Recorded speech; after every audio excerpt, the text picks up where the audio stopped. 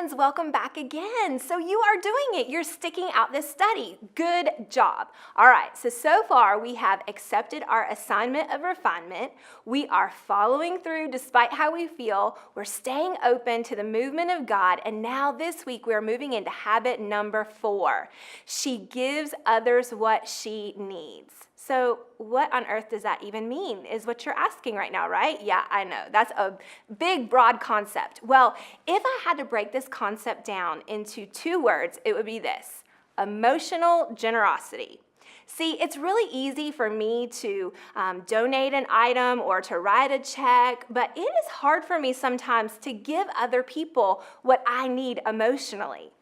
And not too long ago, I made a tragic decision to take my party of 5 to the grocery store. That in itself is such a bad idea, but it was also dinner time, which meant that the grocery store was crowded.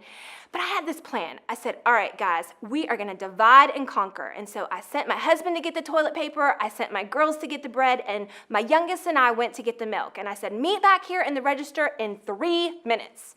So we all ran around and got our things and got back to the register. Everyone except my husband. And so I was looking for him. I started checking out the items and I was getting a little frustrated. And so I sent my youngest one, which probably wasn't the best decision in this moment, but I said, Kennedy, go find Daddy. And so she goes running down the aisle and she finds her daddy who has the toilet paper and she starts running back. And I said, Kennedy, hurry, come on. And she figured the fastest way to get that toilet paper to me was going to be to slide it down the aisle. And so sure enough, she did, and I caught the toilet paper with a red face, and everyone in the back of the line thought this was hysterical, except one woman. And she was just eyeing Kennedy, and Kennedy came bouncing back over to the line, and I'm just trying to get us checked out. And she looked at Kennedy, and she said, why are you acting like that? And Kennedy said, I'm just tired. And this woman said something a stressed out mama at the grocery store never wants to hear. She said, maybe your mom should put you to bed earlier. No, she did not. So I had a choice in that moment. Did I want to give that woman what she deserved? Absolutely. But God had been teaching me about what it means to be emotionally generous. And you guys, there's some things in my life that I need people to give me some grace on, to give me some kindness on, to give me some mercy on. And so I remembered this verse from Luke 6:38 that says, give and it will be given to you, a good measure pressed down, shaken together, and running over will be poured into your lap. For the measure you use, it will be measured back to you. And so I didn't say anything to that woman, but I did give her a half smile, and I got my grocery bags and got out of that grocery store and vowed never to go back with my party of 5. But that day, I saw myself live out this habit. I could give others what I needed despite how they were making me feel in that moment. And we are seeing Ruth do this consistently throughout this story.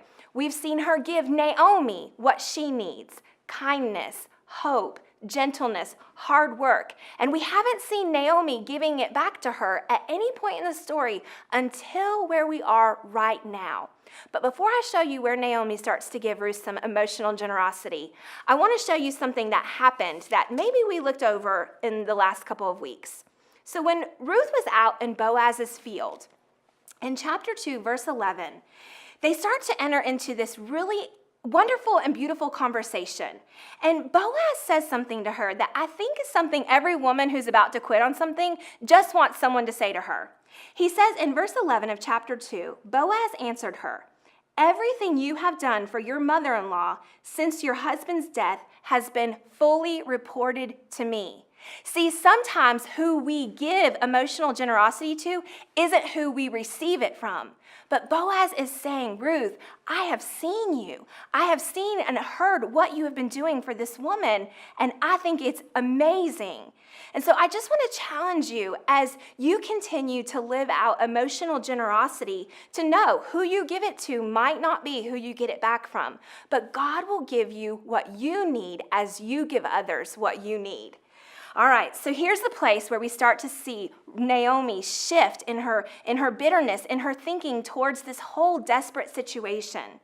So Ruth is out in this field day after day, and she's gleaning, and she's falling in love with Boaz. And the Bible doesn't say this, but I'm picturing Boaz as so handsome and lovely, and she's just so drawn to him. And I think she probably came home and was so excited telling Naomi all about this. And I think we start to see this shift in Naomi come from the hope that Ruth had through this situation.